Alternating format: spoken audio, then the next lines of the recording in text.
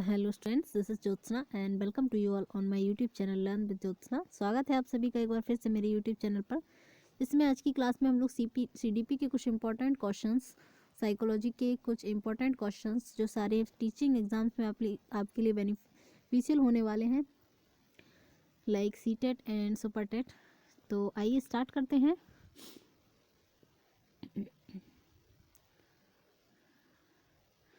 आज का जो फर्स्ट क्वेश्चन है वो है, विकास का अर्थ है।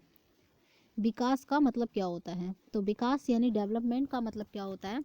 तो डेवलपमेंट का मतलब होता है, ऑप्शन आपके पास दिया हुआ है, परिवर्तनों की उत्तरोत्तर श्रृंखला, यानी आपके पास चेंजेस हो रहे हैं उसकी एक कड़ी, है ना। श्रृंखला यानी लाइन बाई लाइन आपके पास चेंजेस हो रहे हैं। अभिप्रेरणा के फलस्वरूप होने वाले परिवर्तनों की उत्तरोत्तर श्रृंखला, अभिप्रेरणा एवं अनुभव के फलस्वरूप होने वाले परिवर्तनों की उत्तरोत्तर श्रृंखला, और परिपक्वता एवं अनुभव के फलस्वरूप होने वाले परिवर्तनों की श्रृंखला।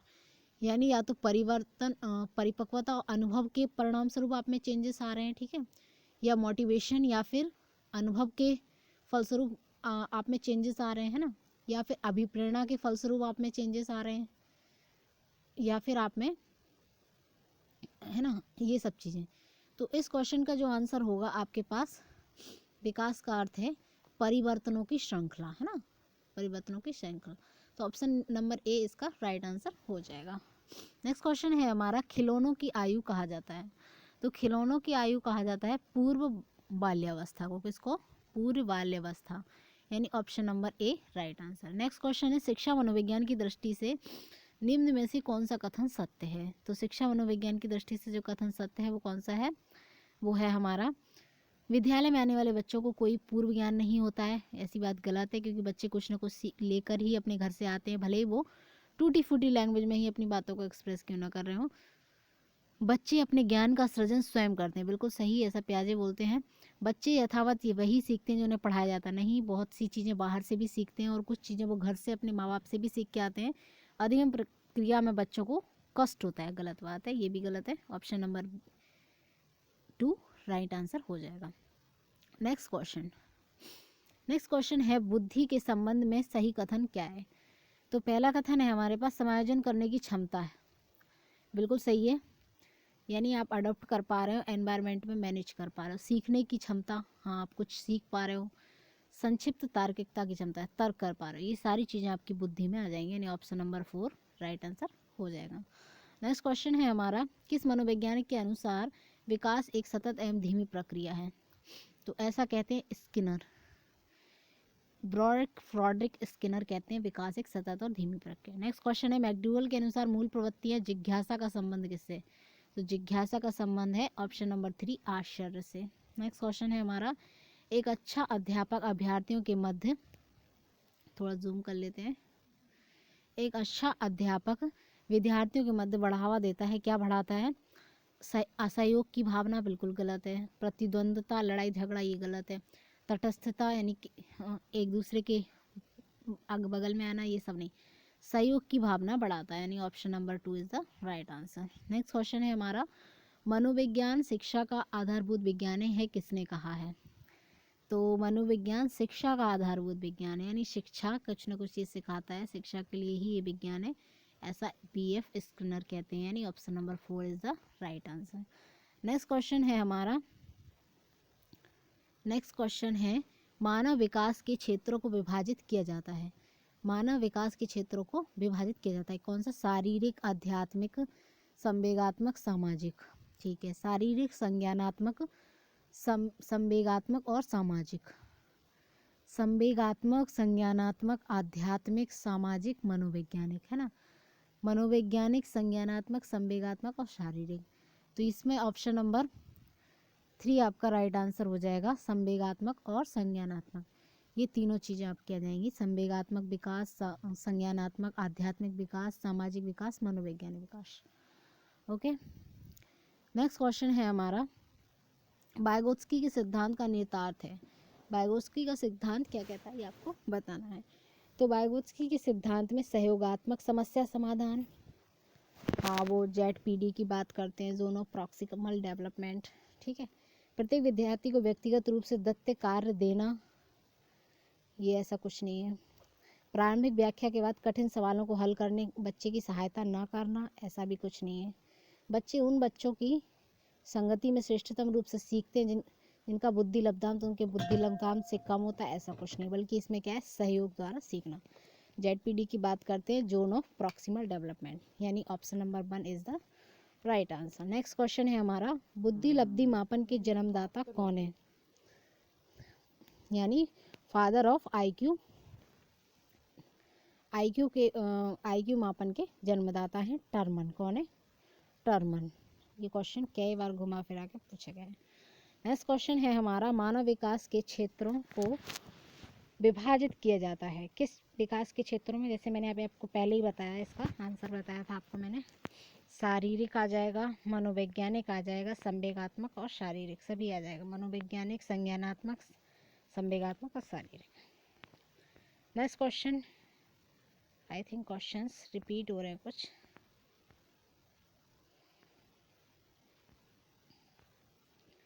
नेक्स्ट क्वेश्चन है पहचान विकास। नेक्स्ट क्वेश्चन है हमारा, पहचान विकास संबंधित है। पहचान विकास संबंधित है किससे? एरिक एरिक्सन की थ्योरी से। ये अपना एरिक्सन की थ्योरी से संबंधित है ना। पहचान विकास किससे संबंधित है? एरिक्सन की थ्योरी से।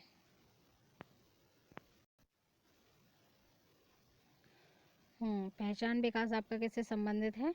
ये आपका एरिक्सन की थ्योरी से संबंधित है, यानी option number C is the right answer. पहचान विकास किससे संबंधित है? एरिक्सन की theory, option number 3 is the right answer. Next question है हमारा, निम्नलिखित में से कौन सा व्यवहार बच्चे की अधिगम नियोग्यता की पहचान बताता है? यानी बच्चा क्या है, अधिगम यानी लर्निंग करने के लिए योग्य नहीं है। ये कैसे पता चलता है? मनोभावों का जल्दी जल्दी बदलना, मूड जल्दी जल्दी बदलना बच्चे का, अपमानजनक व्यवहार करेगा, B को D करेगा और बॉज को 100 लिखेगा और 21 को 12 लिखता है, कम अवधान विस्तार और उच्च शारीरिक गतिविधि। देखिए ये तो एक लर्निंग डिसऑर्डर है कि अगर B को D लिख रहा है, बॉज को 100 लिख रहा है और 12 को 21 लिख रहा है, अपमानजनक व्यवहार कर रहा है, तो ये भी। लेकिन अगर उसमें अधिगम निर्योग्यता है तो उसके लिए हम लोग किस चीज़ को मेन मानेंगे? उसके लिए आपका मनोभावों का जल्दी जल्दी उसका मूड चेंज होगा, है ना। ये चीज़ें अगर है तो अधिगम निर्योग्यता में आ जाएगा, ठीक है। नेक्स्ट क्वेश्चन है हमारा, अधिगम अंतरण का थॉर्नडाइक सिद्धांत कहलाता है। अधिगम अंतरण का थॉर्नडाइक सिद्धांत कहलाता है। औपचारिक नियमों का सिद्धांत गलत है, समानता का सिद्धांत नहीं है, उपरोक्त में से कोई नहीं। तो इसका जो ऑप्शन हो जाएगा, राइट आंसर क्या हो जाएगा आपका? अनुकूल संबंधों का सिद्धांत, यानी कि ऑप्शन नंबर 3 राइट आंसर है। नेक्स्ट क्वेश्चन है हमारा, चिंतन मनोवैज्ञानिक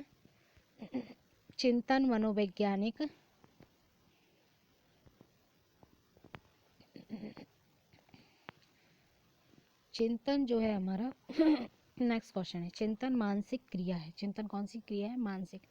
तो चिंतन सारी ये सोचना, विचारना, है ना, डिसीजन लेना या फिर क्या करना, स्मरण करना, ये सब हमारा ज्ञानात्मक कॉग्निटिव पक्ष है ना। तो ऑप्शन नंबर 2 राइट आंसर हो जाएगा। नेक्स्ट क्वेश्चन है हमारा, व्यक्तित्व का पहला प्रकारात्मक वर्गीकरण प्रस्तुत किया था। तो व्यक्तित्व का पहला प्रकारात्मक वर्गीकरण दिया था जो हिप्पोक्रेट्स ने दिया था, है ना। Option number 4 is the right answer. Sorry. Next question है हमारा, अनुभव द्वारा व्यवहार में परिवर्तन कहलाता है। यानी आप एक्सपीरियंस से कुछ सीख के फिर आपके बिहेवियर में जो चेंजेस आ रहा है उसको हम लोग क्या बोलते हैं? लर्निंग। अगर आप लर्निंग व्यवहार में एक्सपीरियंस के द्वारा आ रही हो, चाहे अभ्यास के द्वारा आ रही हो, चाहे प्रयत्न करने के द्वारा आ रही हो, है ना, तो वो सब क्या आ जाएगा? आपका सीखना ही कहलाएगा, लर्निंग कहलाएगा। Option number A right answer. Next question है हमारा, नेक्स्ट क्वेश्चन है, प्रचलित योजनाओं में नई जानकारी जोड़ने को किस नाम से जाना जाता है?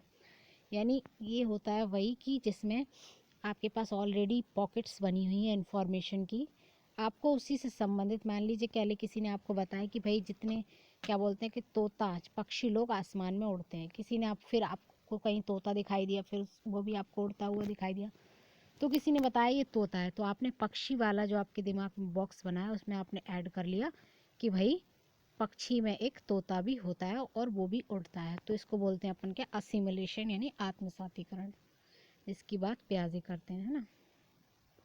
नेक्स्ट क्वेश्चन है हमारा मानव विकास सूचकांक, सॉरी मानव विकास है। मानव विकास क्या है, मात्रा में भी होता है गुणों में भी होता है, यानी इसका आंसर है आपका 4, मात्रा में और गुण में दोनों में होता है। 1 वर्ष तक की शिशु जब आँख कान व नाक, देखिए आँख कान या नाक यानी सेंस ऑर्गन की बात चल रही, सेंस ऑर्गन से जब बच्चा सीखता है तो ये कौन सी अवस्था होती है, इंद्रिय गामक सेंसरी मोटर स्टेज, जो प्याजे की पहली अवस्था है 0 से 2 साल तक के लिए, है ना। 0 से 2 साल तक के बच्चे के लिए प्याजे के द्वारा बताई गई पहली अवस्था है। दूसरा क्वेश्चन है हमारा व्यक्तिगत विभिन्नता का क्षेत्र है। व्यक्तिगत विभिन्नता लिंग के क्षेत्र में भी हो सकती है, लड़के और लड़कियों, ये थर्ड जेंडर है ना। मानसिक योग्यता भी विभिन्न विभिन्न हो सकती है, किसी बच्चे को जल्दी समझ में आ जाता है, किसी बच्चे को लेट समझ में आता है, कोई बच्चा पढ़ने में तेज है ना, क्रिएटिव है, कोई प्रतिभाशाली है ना। ये चीज़ शारीरिक बनावट में भी भिन्न भिन्न होते हैं, किसी बच्चे में लर्निंग डिसऑर्डर पाए जाते हैं, किसी बच्चे को कोई डिजीज़ेस पाई जाती हैं, या कोई बच्चा मतलब स्थूल टाइप का होता है, कोई एक्टिव होता है, इस तरीके की चीज़। तो ये सभी चीज़ें हो जाएंगी, option number 4 is the right answer. Next question है जोन प्रॉक्सिमल डेवलपमेंट, जिसकी बात करते हैं कौन, वाइगोत्स्की। वाइगोत्स्की की थ्योरी है सोशल एंड कल्चरल थ्योरी, जिसमें उन्होंने कुछ बताया कि बच्चा समाज के द्वारा सीखता है। तो ये ZPD की बात करते हैं, जोन ऑफ प्रॉक्सिमल डेवलपमेंट। इसमें क्या होता है कि बच्चा अगर यहाँ तक पहुँच गया है, बच्चा अगर यहाँ तक पहुँच गया है तो उसको थोड़ी सी हेल्प कर दो ताकि वो उस चीज़ को पा ले, यानी उस लक्ष्य तक पहुँच जाए, है ना। तो थोड़ी सी हेल्प कर दो जहाँ पर वो पहुँच नहीं पा रहा है, अपनी खुद की मेहनत से नहीं पहुँच पा रहा। नेक्स्ट है प्रोजेक्ट मेथड। प्रोजेक्ट मेथड की बात जॉन डी करते हैं और जॉन डी स्पेशली किससे, आपका लर्निंग बाय डूइंग को प्रमोट करते हैं, यानी कि करके सीखना, है ना, किसी चीज़ को करके सीखने की बात करते हैं जॉन डी। तो आपका आंसर हो जाएगा ऑप्शन नंबर 2, राइट आंसर हो जाएगा इस क्वेश्चन का। नेक्स्ट क्वेश्चन है निम्न में से कौन सा पुनर्वलन का एक प्रकार नहीं है। तो पुनर्वलन क्या नहीं है, पुनर्वलन का मतलब होता है स्टिमुलेट करना। स्टिमुलेट यानी कि कहीं ना कहीं सबको एक्टिव कर देना। मान लीजिए क्लास में बोरिंग कोई चैप्टर चल रहा है, उसमें से ही आपने कुछ ऐसी एक्टिविटी कर दी कि बच्चे का ध्यान आपकी तरफ अट्रैक्ट हो गया ना, तो ये उसको बोलते हैं पुनर्वलन करना। तो ये पुनर्वलन कैसा हो सकता है, नहीं है, वो कैसा नहीं है, सकारात्मक है, शाब्दिक पुनर्वलन, दांडिक पुनर्वलन, नकारात्मक शाब्दिक, ये सब इनमें से कोई भी ये नहीं होते पुनर्वलन, है ना, उपरोक्त में से कोई नहीं। Option number 4 right answer. Next question है अधिगम का सबसे उपयुक्त कार्य है। अधिगम का सबसे इम्पोर्टेंट कार्य क्या है, अधिगम का सबसे इम्पोर्टेंट कार्य है समायोजन, वो कह रहा है, व्यवहार परिवर्तन, सामाजिक और राजनीतिक चेतना, स्वयं को रोजगार के लिए तैयार करना। इसका उद्देश्य, अधिगम का उद्देश्य हाँ हो सकता है, लेकिन पूरी तरह से ये नहीं है कि आप रोजगार पालो, है ना। दूसरी चीज़, सामाजिकली आप अगर सोशली ठीक हो और एक राजनीतिक पॉलिटिकली ठीक हो और मेंटली ठीक नहीं हो तो वो अधिगम हो ही नहीं सकता, है ना। तो इस अधिगम का मतलब होता है ऑल ओवर डेवलपमेंट करना, है ना, चाहे वो संवेगात्मक क्षेत्र हो, चाहे वो कॉग्निटिव क्षेत्र हो, चाहे वो मोरल क्षेत्र हो, या फिर वो किसी पॉलिटिकल क्षेत्र हो, है ना। और समायोजन आप अगर कर ले रहे हो, समायोजन कर ले रहे हो तो इसका मतलब अधिगम नहीं है ना। इसका मतलब ही खाली अधिगम नहीं है। अधिगम का मतलब है कि आपने कोई चीज़ सीखी, उसके बाद सीखने के बाद आपके व्यवहार में पहले की अपेक्षा परिवर्तन आया हो। यानी कि जैसे मान लीजिए पहले हमें रोटियां बनाना नहीं आती थी और अब हमने रोटियां बनाना सीख ली, तो हमारे व्यवहार में परिवर्तन ये आना चाहिए कि हम रोटी बनाना अब सीख गए, पहले नहीं आता था हमें, है ना, तो अब हम अच्छी बनाएंगे। तो इस तरीके की चीज़ से आप समझ सकते हैं। नेक्स्ट क्वेश्चन है हमारा समूह शिक्षण है, इसका ऑप्शन था बी। समूह शिक्षण है संसाधनों, रुचि व विशेषता का इष्टतम उपयोग करने हेतु शिक्षकों के समूह द्वारा शिक्षण। समूह शिक्षण क्या है, संसाधनों यानी जो भी आपके पास भौतिक संसाधन हो, चाहे वो मानवीय संसाधन हो, मानवीय संसाधन में आपके प्रिंसिपल, टीचर, है ना, उसके बाद जो आपके भौतिक संसाधन है, भवन, बिल्डिंग, पुस्तकें, है ना, ये सब चीज़ें, रुचि हो आपका, इंटरेस्ट, विशेषता का इष्टतम उपयोग यानी अच्छी तरह से उपयोग, शिक्षकों के समूहों द्वारा शिक्षण, ये सब शिक्षण कहलाता है। भाई आप संसाधन भी है आपके पास, इंटरेस्ट भी है आपका, और विशेषता का इष्टतम उपयोग, आपके पास विशेषता भी है हैं, उसका आप उपयोग कर पा रहे हैं आप, कि मान लीजिए आप प्रखर बुद्धि के बालक हैं तो आप अपनी बुद्धि का पूरी तरह से यूटिलाइजेशन कर पा रहे हैं, आपको ऐसे टीचर मिल पा रहे हैं जो आपको समझ पा रहे हैं, आपको गाइड कर पा रहे हैं ना, वो चीज़ आएगी। और अच्छे शिक्षकों का समूह, यही तो शिक्षण कहलाता है। बिल्कुल सही है। ऑप्शन नंबर 2 भी देख लेते हैं, शिक्षकों की उपलब्धता से निपटने का एक उपाय। बिल्कुल गलत है। शिक्षक उपलब्ध हो या ना उपलब्ध हो ये आपकी प्रॉब्लम नहीं है। कड़ी दाखिला प्रक्रिया को बढ़ावा देना। दाखिला प्रक्रिया से बच्चों का शिक्षण का कोई काम मतलब नहीं है ना। शिक्षण के लिए विशेष विद्यालयों का प्रयोग करना।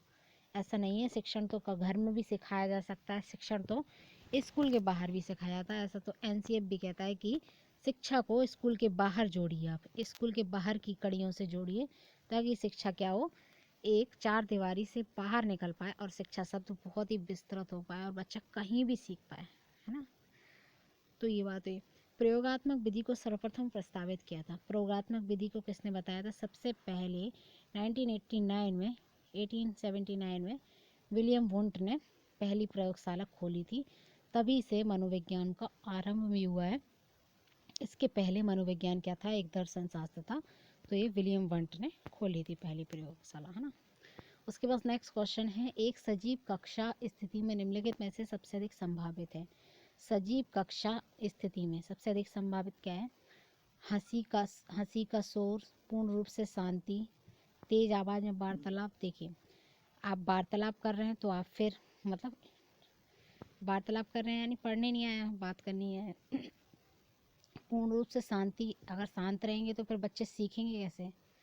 फिर तो वो शांत में सो जाएंगे बैठ के क्लास में ना। हंसी मजाक करेंगे तो फिर तो वो एक आपका सिनेमा घर हो गया, तो वो भी नहीं, है ना। लेकिन शिक्षक छात्र वार्ता होना चाहिए, आपस में डिस्कशन होना चाहिए, है ना। आपस में डिस्कशन हो करके सीखना, वो एक बात आपकी लर्निंग हो जाती है, और कोऑपरेटिंग लर्निंग भी हो जाती है कहीं ना कहीं। और आप एवेल्यूशन भी कर पाते हैं, सेल्फ एवेल्यूशन कर पाते हैं ना, स्वमूल्यांकन ये चीज़ें पॉसिबल हो पाती हैं। निम्नलिखित में से कौन सा कथन सतत और व्यापक मूल्यांकन? सतत यानी कि कॉन्टिन्यूस, व्यापक यानी कि पूरा, यानी शैक्षिक और सह शैक्षणिक। शिक्षा के क्षेत्र में आपने क्या क्या मतलब अचीव किया है, प्राप्त किया है, और शिक्षा के साथ साथ अन्य क्षेत्रों में आपने क्या प्राप्त किया है, क्या सीखा है।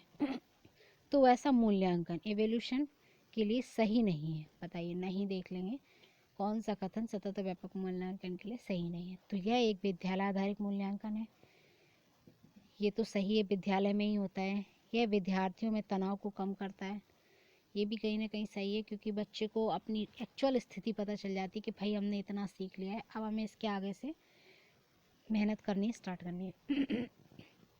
उनके नंबरों के स्थान पर ग्रेड का प्रयोग होता है, ये भी सही है। इसमें शिक्षकों पर बोझ पड़ जाता है, ये बात गलत है। शिक्षकों का काम तो सिखाना है ही, भले ही चाहे वो आप मूल्यांकन के पहले सिखाएं या मूल्यांकन के बाद सिखाएं। मूल्यांकन के बाद तो और पता चल जाता कि भाई अब हमें इस दिशा में और इतनी मेहनत करने की आवश्यकता है, इतना करने की आवश्यकता। तो option number 4 is the right answer. Next question है हमारा, ये थोड़ा सा गलत हो गया, यहाँ पे मिसप्रिंट हो गया। नेक्स्ट क्वेश्चन है हमारा, निम्नलिखित में से समस्या समाधान को क्या बाधित नहीं करता? समस्या समाधान यानी प्रॉब्लम सॉल्विंग को बाधित नहीं करता, है ना। तो मानसिक प्रारूपता, सबका मेंटल पैटर्न, है ना, सबका थिंकिंग लेवल, कोई किसी दिशा में सोचता है, कोई किसी दिशा में। निर्धारण, सबका डिसीजन, मोर्चाबंदी और अंतर्दृष्टि। तो मानसिक प्रारूपता भी बाधित करती है, क्योंकि हर किसी का सोचने का तरीका अलग अलग होता है, निर्णय लेने का भी तरीका अलग होता है, ये सब भी इफ़ेक्ट करते हैं। बट अंतर्दृष्टि यानी सूझ इसमें डिस्टर्ब नहीं करती, बाधित नहीं करती। तो option number A right answer हो जाएगा। नेक्स्ट क्वेश्चन है हमारा, निम्नलिखित में से कौन सा विकास का सिद्धांत है? विकास का सिद्धांत आपको बताना है। विकास में सबसे पहले लॉ ऑफ कॉन्टिन्यूटी, निरंतर चलने वाला, बिल्कुल यही देखिए, ये निरंतर चलने वाली प्रक्रिया नहीं है, गलत बात है। ये बात बिल्कुल गलत है, क्योंकि law of continuity is the principle of development. निरंतर हमेशा चलता रहता है विकास, है ना। वृद्धि जबकि सीमित होती है। विकास को सभी प्रक्रियाएं अंतर संबंधित तो नहीं है, गलत है। विकास की सभी क्रियाएं अंतर संबंधित। तो पहले आपका मानसिक विकास होगा, उसके बाद आपका संवेगात्मक विकास होगा, सामाजिक विकास, है ना। इस तरीके से सब क्रम से होती हैं। सभी का विकास दर समान नहीं होता, सबका विकास दर समान नहीं होता, ये बात बिल्कुल सही है, क्योंकि सबकी विकास दर समान नहीं होती। किसी का भाई मानसिक विकास अच्छा हो जाता, किसी का कम हो पाता। विकास हमेशा रेखीय होता है, रेखा में होता है, ऐसा भी कुछ नहीं है। बट यहाँ पे आपका ऑप्शन नंबर 3 सही आंसर है, यानी option number C is the right answer. विकास की दर समान नहीं होती।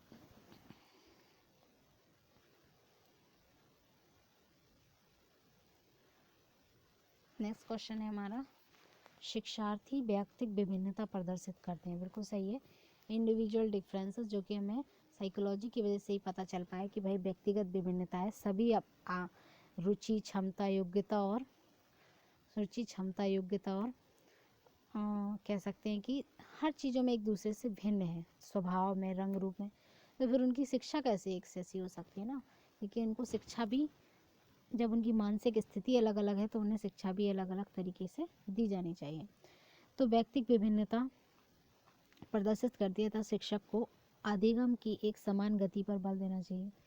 एक समान गति से अगर आप सिखाएंगे तो कुछ बच्चे जो हैं, जो प्रतिभाशाली बालक हैं, वो तो बोर हो जाएंगे क्लास में। वो सोचेंगे सर क्या सिखा रहे हैं आप, ये तो हमें पहले से आता है ना। या फिर जो क्रिएटिव चाइल्ड होंगे, आप उनसे लर्न करने के लिए, वो लोग कहेंगे अरे लर्न करने से क्या मतलब है, इस चीज़ को क्रिएट करो ना, बनाओ उस चीज़ को। तो ये कहीं ना कहीं गलत है हमारा। उसके बाद कठोर अनुशासन सुनिश्चित करना, ये तो बिल्कुल ही गलत है। अनुशासन देने वाले तो आप हैं ही कौन। परीक्षाओं की संख्या बढ़ा देना, परीक्षाओं की संख्या बढ़ाने से क्या होगा, टाइम ही खराब होगा, है ना।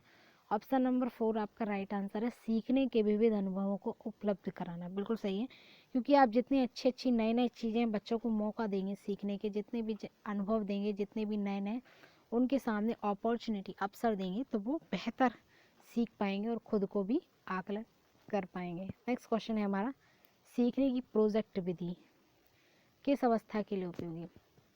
तो प्रोजेक्ट विधि आपकी बाल्यावस्था में भी ठीक है, पूर्व बाल्यावस्था में भी ठीक है, किशोरावस्था में भी ठीक है, सभी में ठीक है आपकी project method. Option number 4 is the right answer. Next question है हमारा, किस मनोवैज्ञानिक के अनुसार सीखने का मतलब, अर्थात सीखने का मतलब ज्ञान करना है, ज्ञान निर्माण करना है। तो ऐसा तो पियाजे ही कहते हैं, ज्ञान का निर्माण करने की बात, खोज करने की बात, आविष्कारक है बच्चे, ऐसा तो वही कहते हैं, है ना। Option number 1 is the right answer, है ना। इस क्वेश्चन का ऑप्शन नंबर 1 राइट आंसर है। नेक्स्ट क्वेश्चन है हमारा, अधिगम का व्यवहारिक सिद्धांत। अधिगम का व्यवहारिक सिद्धांत देख लीजिए। ओके जी, अधिगम का व्यवहारिक सिद्धांत निम्न है। अधिगम यानी लर्निंग का, व्यवहारिक यानी कि जिसमें आप व्यवहारिक तौर पर बुकिस लैंग्वेज को, बुकिस चीज़ों को ज़्यादा, रट्टाफिकेशन को ज़्यादा वो नहीं देते हैं, आप व्यवहारिक चीज़ें सीखते हैं, यानी कि व्यवहारिक तौर पर सीखते हैं। कहने का मतलब ये है कि आप व्यवहारिक लाइफ में उसे अपनी रियल लाइफ में करके देखते हैं। तो सिद्धांत निम्न है, संबंध प्रतिक्रिया का सिद्धांत, स्किनर का क्रिया प्रसूत, अधिगम का सिद्धांत, प्रॉब्लम का सिद्धांत। तो ये तीनों ही सिद्धांत आपके क्या हैं, व्यवहारिकवाद, व्यवहारवादी है ना, व्यवहारवाद से रिलेटेड है ये। ऑपरेंट कंडीशनिंग आपका BF स्किनर का होगा, प्रतिक्रिया सिद्धांत होगा, प्रॉब्लम CH हल का होगा, ये सब आपके क्या है, व्यवहारवाद से रिलेटेड है, यानी कि उपरोक्त सभी। नेक्स्ट क्वेश्चन है, कक्षा 1 में बच्चों में भाषा कौशल का विकास किस क्रम में होना चाहिए। मैंने आपको कई बार बताया है LSRW यानी इसी क्रम में होना चाहिए। ऐसा नहीं है कि बच्चे को आपने लिखना सिखाने लग गए और बच्चे को रीडिंग आती ही नहीं है। अगर बच्चे को बोलने के लिए आपने खड़ा कर दिया, बेटा तुम एक स्पीच दो यहाँ पे, लेकिन उसने वो कभी अच्छा लिसनर बना ही नहीं ना, वो अच्छी तरह से उसने सुन पाया, तो वो कहीं ना कहीं प्रोनाउंसिएशन मिस्टेक करेगा। तो LSRW आपको याद रखना है। आप इसकी वीडियो भी देख सकते हैं, चैनल पर पड़ी हुई है। जिसमें आपको डिटेल नॉलेज मिल जाएगी, है ना। नेक्स्ट क्वेश्चन देखते हैं हम लोग। निम्नलिखित में से एक प्राथमिक स्तर के शिक्षक के लिए सबसे महत्वपूर्ण गुण यानी क्वालिटी ऑफ टीचर आपको यहाँ पे बताना है, जो कि प्राइमरी टीचर है ना। शिक्षण विधियों में सहायता और विषय का ज्ञान। विषय का ज्ञान आपके लिए ज़्यादा मैटर नहीं करता, प्राइमरी लेवल पे है, क्योंकि उस टाइम पे इतने आपको कोई डिफ़िकल्ट विषय पढ़ाने भी नहीं होते हैं, और बच्चों का उतना डेवलपमेंट मतलब मानसिक विकास भी उतना नहीं हो पाया होता है कि वो उतनी मतलब लेक्चर मेथड से आप उन्हें अपना ज्ञान बांटते हैं। दूसरा है आपका उच्च मानक भाषा में पढ़ाने की क्षमता। उच्च मानक भाषा, हाई लेवल लैंग्वेज तो वो समझ ही नहीं पाएंगे क्योंकि बच्चे अभी छोटे हैं। पढ़ाने की उत्सुकता, हाँ ठीक है, पर यहाँ पे धैर्य और लगन बहुत ज़्यादा ज़रूरी है। बच्चे कई सारी मिस्टेक करते हैं, बच्चे जिद्दी स्वभाव के होते हैं। कोई बच्चे तो रो रो के स्कूल आते हैं, है ना।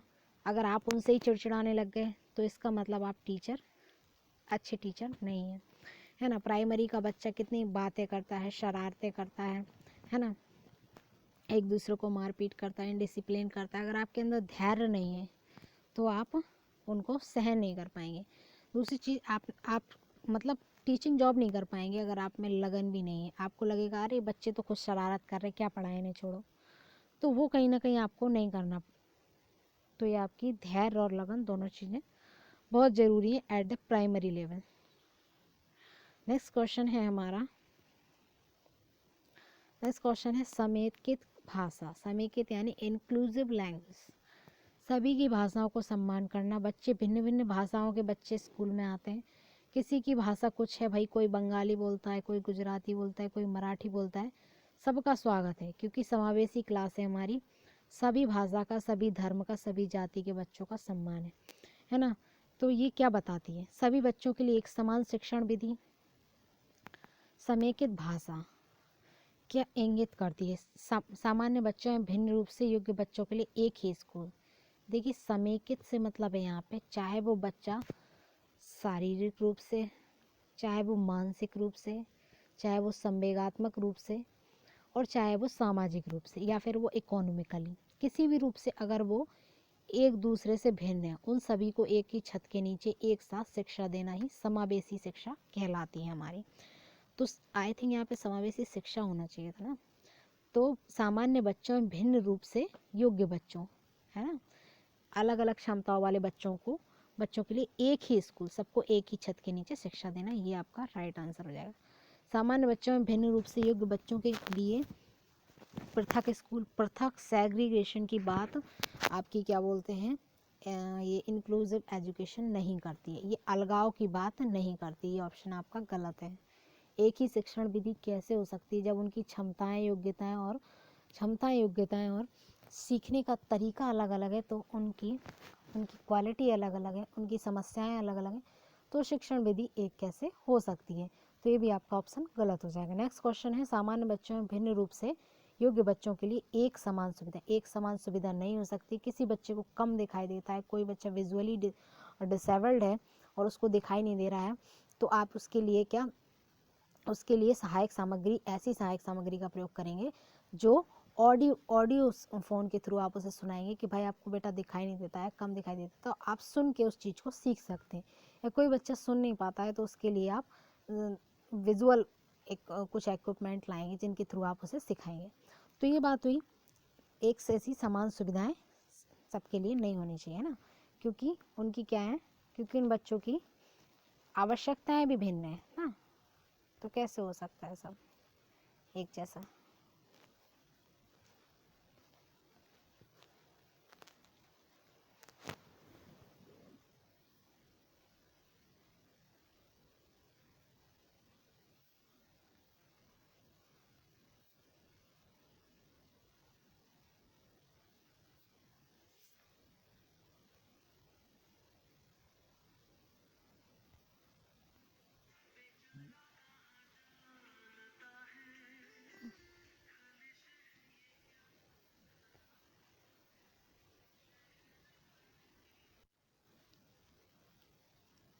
नेक्स्ट क्वेश्चन है हमारा, समेकित एजुकेशन हो गया। नेक्स्ट क्वेश्चन है हमारा, एक बालक की मानसिक आयु 12 वर्ष और वास्तविक आयु 10 वर्ष है, उसकी बुद्धि लब्धि बताइए। मैंने कई बार आप लोगों को बताया IQ का formula MA/CA into 100।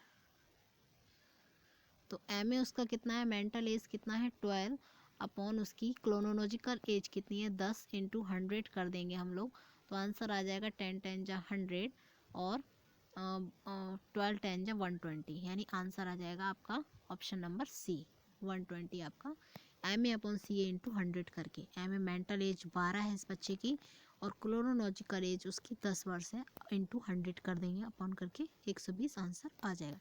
Next question है नीड थियरी किसने दी थी, सॉरी मैस्लो का सिद्धांत।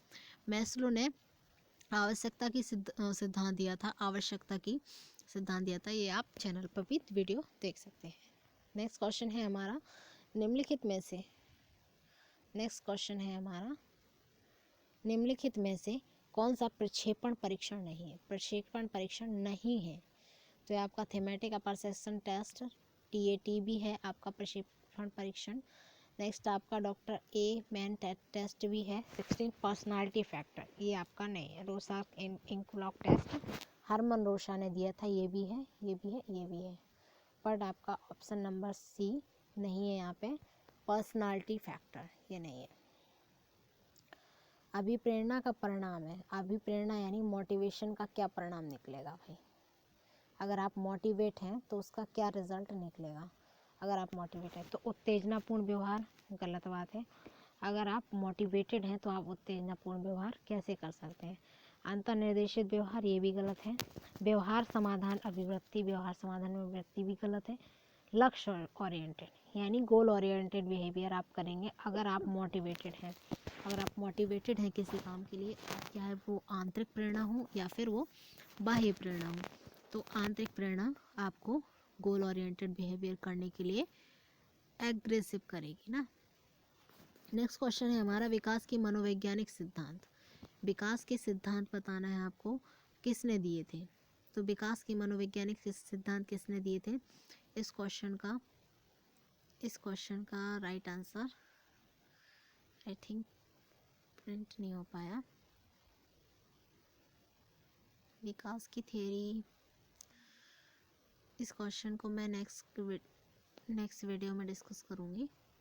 नेक्स्ट क्वेश्चन सामान्य से विशेष की तर्क की प्रक्रिया कौन सी पद्धति में होती है। सामान्य से विशेष की तर्क की प्रक्रिया कौन सी पद्धति में। सामान्य से विशेष ये आपका निगमनात्मक है, यानी ऑप्शन नंबर A सही है। निगमनात्मक क्या होता है, जिसमें नियम से आप किसकी तरफ जाते हैं, नियम से आप एग्जाम्पल की तरफ जाते हैं। पहले आप उदाहरण देते हैं कि भाई noun is the name of person place animal things, आपने डेफिनेशन बताई, फिर आपने एग्जाम्पल बताया राम पेन आगरा, है ना। तो ये आपका क्या हो गया, सामान्य से विशेष की ओर, option number A right answer हो जाएगा। नेक्स्ट क्वेश्चन है हमारा किस अहम रक्षा युक्ति के अंतर्गत व्यक्ति अपने स्वयं के गुण दूसरों पर थोपता है। अहम रक्षा यानी खुद की रक्षा करने के लिए, खुद का फायदा देखने के लिए अपनी गलतियों को, अपने गुणों को दूसरों पे थोप देता है, इसको हम लोग क्या बोलते हैं, प्रक्षेपण, यानी option number 2 is the right answer. Next question है निम्नलिखित में से कौन सा रचनात्मक आकलन के लिए उचित उपकरण नहीं है।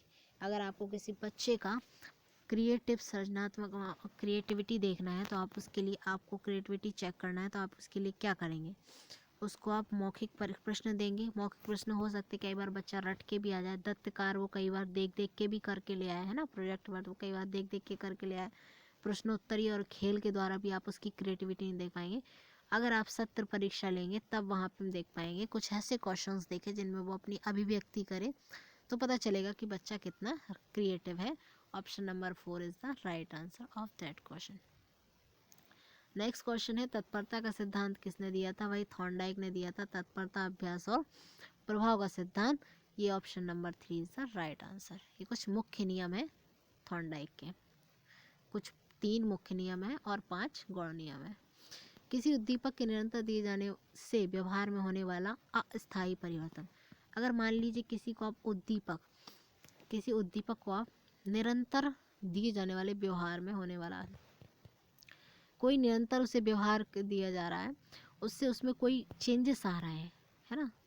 मान लीजिए कोई चीज़ आप उसे सिखा रहे हैं, है ना, तो उसमें कुछ चेंज आ रहा है लेकिन वो फिक्स नहीं है, तो इसको आप अधिगम तो बिल्कुल नहीं कहेंगे।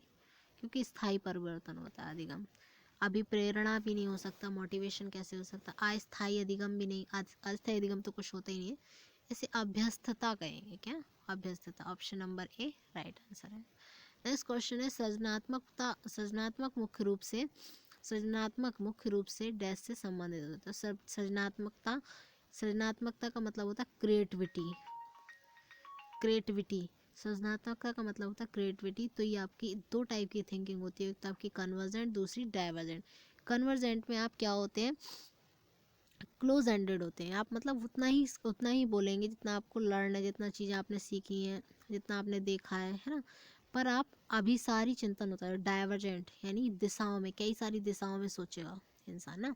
जैसे मान लीजिए आपके पास कोई प्रॉब्लम आ गई है, तो आप कई सारी दिशाओं में उस प्रॉब्लम की सॉल्यूशन के लिए सोचेंगे, तो आपका अभिसारी चिंतन होता है, जो कि किससे संबंधित होता है, क्रिएटिविटी से संबंधित, यानी divergent thinking. Option number 3 right answer. Next question है पियाजे के अनुसार संज्ञानात्मक विकास के किस चरण पर वस्तु स्थायित्व, ऑब्जेक्ट परमानेंस कब आ जाती है। तो आपकी जो फर्स्ट स्टेज है 0 से 2 ईयर, उसमें ऑब्जेक्ट परमानेंस आ जाती है। संवेदी प्रेरक चरण, जिसको हम लोग बोलते हैं, पियाजे के अनुसार संज्ञानात्मक विकास के लिए चरण पर बच्चा वस्तु स्थायित्व को प्रदर्शित करता है, संवेदी प्रेरक चरण फर्स्ट स्टेप में ना।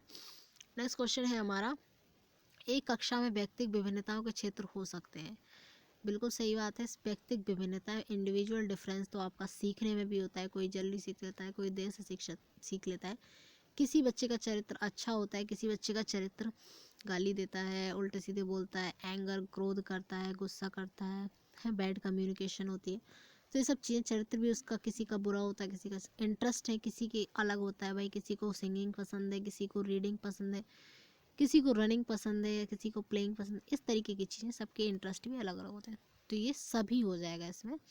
Option number 4 is the right answer. Next question है हमारा, लॉरेंस कोहलबर्ग के विकास के क्षेत्र में शोध के लिए किए जाते हैं, है ना। तो आपको पता ही होगा, इसकी थ्योरी आप कंप्लीट चैनल पे जाके देख सकते हैं। मॉरल डेवलपमेंट की बात कौन करता है, लॉरेंस कोहलबर्ग, है ना। कुछ उन्होंने 6 सब स्टेजेस बताई हैं, और कुछ 6 लेवल बताए हैं, कुछ 3 स्टेजेस बताई हैं, प्री कन्वेंशनल, पोस्ट कन्वेंशनल और कन्वेंशनल, है ना। उसके साथ ही साथ कुछ 6 लेवल भी बताए हैं, तो आप चैनल पर देख सकते हैं। मॉरल डेवलपमेंट की थ्योरी किसने दी थी, लॉरेंस कोहलबर्ग ने। नेक्स्ट क्वेश्चन है हमारा, जिन इच्छाओं की पूर्ति नहीं होती उनका भंडारण क्या होता है। मान लीजिए आपकी कोई इच्छाएं हैं जो अधूरी रह गई हैं, वो किस मन में होती हैं, तो वो इदम में बात होती है। सिगमंड फ्रॉइड ने बताया है, मन की बात वही करते हैं, आत्मा की बात वही करते हैं। उन्होंने बताया इदम परम, ये सब बताया सिगमंड फ्रॉइड के द्वारा, है ना। तो option number 1 is the right answer of this question, इदम में होती है ना। नेक्स्ट क्वेश्चन है हमारा, वाइगोत्स्की ने बाल विकास के बारे में कहा है कि संस्कृति और अनुवांशिकी की बात वाइगोत्स्की नहीं करते हैं, ये सामाजिक अंतर है। बिल्कुल सही है, वाइगोत्स्की सीधा सीधा समाज और संस्कृति से जोड़ते हैं। वाइगोत्स्की कहते हैं समाज और संस्कृति से ही बालक सबको सीखता है, क्योंकि समाज के बिना बालक कुछ नहीं सीख सकता है। समाज की अंतःक्रिया से बालक के अंदर चीज़ें आती हैं। जैसे मान लीजिए आपने क्लास में कुछ नहीं सिखाया, बच्चा पहले से ही बच्चे ने देखा कि भाई मम्मी पानी को पानी बोल रही है, तो वो पानी बोलने लग गया। क्या वो जन्म से स्कूल में गया था, उसने पानी बोलना सीखा था? नहीं सीखा था। उसके पहले उसने सुना कि भाई सब लोग अपनी मम्मी को मम्मी बोलते हैं, तो हम भी मम्मी बोलेंगे, तो मम्मी बोलना सीख गया। समाज से ही सीखा है, घर से सीखा है। ऐसा नहीं है कि वो स्कूल में जाके सीखा कि भाई मम्मी को मम्मी बोला था, है ना। ये सब चीज़ें तो समाज और संस्कृति की बात करते हैं वाइगोत्स्की। उनका कहना ही यही है कि बच्चा समाज और संस्कृति के द्वारा सीखता है, समाज और संस्कृति से अंतःक्रिया करके सीखता है। औपचारिक शिक्षा का उत्पाद होता है, ये सब कुछ नहीं बताया है। समावेशन और समायोजन की बात भी पियाजे करते हैं, है ना। नेक्स्ट क्वेश्चन है हमारा, प्राथमिक स्तर पर शिक्षक में निम्न में से किसे सबसे महत्वपूर्ण विशेषता माना जाता है। ऑप्शन नंबर 2 था इसका राइट आंसर। प्राथमिक स्तर पर एक शिक्षक में निम्न में से किसे सबसे महत्वपूर्ण विशेषता माना जाता है। प्राइमरी लेवल पर वही बात है, धैर्यता और दृढ़ता, पेशेंस होना चाहिए, है ना। नेक्स्ट क्वेश्चन है हमारा, कक्षा नायक द्वारा प्रयुक्त मूल्यांकन का प्रकार अनुदेशन के समय सीखने के विकास में किया जाता है। कक्षा नायक यानी मॉनिटर, क्लास का मॉनिटर द्वारा प्रयुक्त मूल्यांकन, अगर वो एवोल्यूशन कर रहा है तो वो उसका प्रकार अनुदेशन के समय सीखने के विकास में किया जाता है ना। तो कैसे किया जाता है, फॉर्मेटिव मूल्यांकन में किया जाता है। नेक्स्ट क्वेश्चन है हमारा, बुद्धि का कौन सा सिद्धांत जी और विशिष्ट बुद्धि एस की उपस्थिति का समर्थन करता है? बिल्कुल सही बात है। स्पीयरमैन ने कुछ द्विबुद्धि सिद्धांत दिया था, जिसमें उन्होंने कुछ दो टाइप की इस बुद्धि बताई थी, जनरल फैक्टर और specific factor. General factor G बुद्धि जो होती है वो जनरल सभी में होती है, भाई सभी को पता है कि हमें ऐसे रीडिंग करना है, ऐसे खाना खाना है, इधर हमें जाना है, उधर नहीं जाना, हमें ऐसे खाना, मतलब ये सब नॉर्मल चीज़ें, खाना बना लेना, बातें कर लेना, रीडिंग कर लेना, स्कूल जाना, पढ़ना। बट एक स्पेशल बुद्धि सब में कुछ ना कुछ होती। कोई बहुत अच्छा सिंगर होता है, कोई बहुत अच्छा राइटर होता है, कोई बहुत अच्छा वक्ता होता है, कोई बहुत अच्छा वकील होता है ना। तो ये उसकी क्या हो गई, स्पेशल फैक्टर हो गए, यानी स्पेसिफिक बुद्धि हो गई। इसकी बात कौन करता है? स्पीयरमैन ने करते हैं अपने द्विखंड सिद्धांत, द्विबुद्धि सिद्धांत में। तो ऑप्शन नंबर 1 इसका राइट आंसर हो जाएगा। नेक्स्ट क्वेश्चन है हमारा, अपराधी बालक कौन होते हैं? तो हमें क्रिमिनल चाइल्ड के बारे में बताना है यहाँ पे। जो कक्षा में अव्वल होते हैं, ऐसा नहीं है। जो शिक्षक के लिए सिरदर्द होते हैं वो बालक। जो असामाजिक कार्य करते हैं और जो समाज में रहना पसंद नहीं करते, ऐसा नहीं है। सभी को समाज में रहना, चाहे वह अपराधी हो और चाहे वह गैर अपराधी हो, सभी को समाज में रहना है। तो ये तो कोई बात नहीं हुई। ऐसे बच्चे जो असामाजिक कार्य करते हैं, ऐसे कार्य जो समाज के नियमों के विरुद्ध हैं, मान लीजिए चोरी कर रहे हैं आप, मान लीजिए आप किसी से किसी का मर्डर कर रहे हैं, ये सब बातें समाज में के नियमों के विरुद्ध हैं। ऐसे काम जो करते हैं वो कौन से बालक कहलाते हैं? वो बालक कहलाते हैं असामाजिक बालक, और उनको बोलते हैं अपराधी बालक, है ना। नेक्स्ट क्वेश्चन है हमारा, नेक्स्ट क्वेश्चन है, निम्न में से किस मानसिक मंदता, निम्न में से कौन सी मानसिक मंदता की विशेषता नहीं है? मानसिक मंदता का मतलब होता है मेंटली रिटायर्डनेस, है ना, मानसिक रूप से अस्वस्थ, मानसिक रूप से कमजोर होना, है ना। तो इसकी विशेषता कौन सी नहीं है? बुद्धि लब्धि का 25 से 75 के मध्य होना, है ना, ये कहीं ना कहीं है। ठीक है, 25 से 75 ठीक है, 25 तक जड़ बुद्धि बालक होता है, 25 से 75 तक, 25 से 75 ये जड़ बुद्धि बालक, मंद बुद्धि बालक ही होते हैं।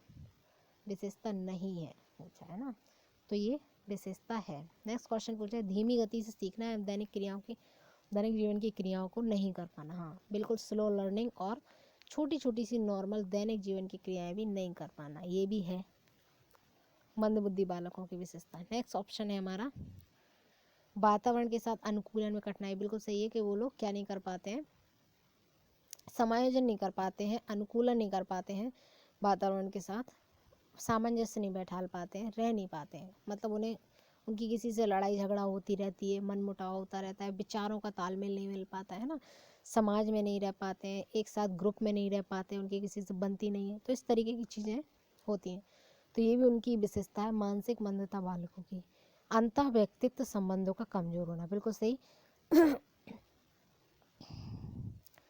अंतः व्यक्तित्व संबंध यानी अंतः व्यक्तित्व संबंधों का कमजोर होना, ये उनकी विशेषता नहीं है ना। ये वाला ऑप्शन नंबर 4 इसका राइट आंसर हो जाएगा। ये ऑप्शन नंबर 4 इसका राइट आंसर, अंतः व्यक्तित्व संबंधों का कठोर हो जाना। तो ये कुछ हमने 50 तक क्वेश्चंस यहाँ पर डिस्कस किए हुए हैं। ये वीडियो आपके लिए बहुत इंपॉर्टेंट हो सकती है, इवन सीटेट और सुपर टेट स्पेशली। वैसे तो सभी टीचिंग एग्ज़ाम्स में CDP सेम ही होती है। तो आई होप आप लोगों को ये क्लास पसंद आई होगी, और अगर ये क्लास आपको पसंद आई है तो चैनल को लाइक, शेयर और सब्सक्राइब करना बिल्कुल ना भूलें। इस वीडियो को जितना भी हो सके उतना शेयर करें। Thanks for watching, bye bye.